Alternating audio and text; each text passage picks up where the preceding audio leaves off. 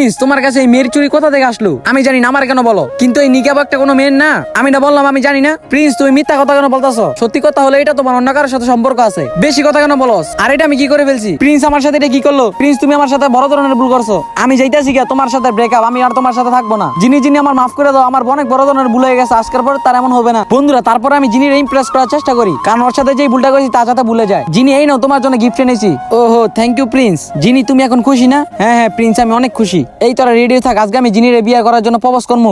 High জিনি এখানে আসো। Prince তুমি আমার এখানে বলছো কেন আবার একলা? জিনি আমি তোমার কিছু বলবো, জিনি আমি তোমার বিয়ে করতে চাই।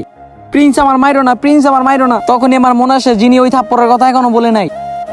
প্রিন্স রে বিয়া করো, প্রিন্স রে বিয়া করো। আমি প্রথম থেকেই দেখতাম জিনি আমাকে ডরাইতো। যখন আমি জিনিরে ছোঁয়ার চেষ্টা করি তখন জিনি হঠাৎ করে ডরাইয়া যায়। প্রিন্স আমি তোমার বিয়ে করতে পারবো না, কারণ তুমি আমার সাথে বারবার জিদ দেখাও আর আমারে মারো। বন্ধুরা তখনই আমি বুঝি আমার ছোট একটা ভুলের কারণে আমি জিনিরে বিয়ে করতে পারবো না। বন্ধুরা ভিডিওটি কেমন হয়েছে ভালো লাগলে কমেন্টে জানাবেন।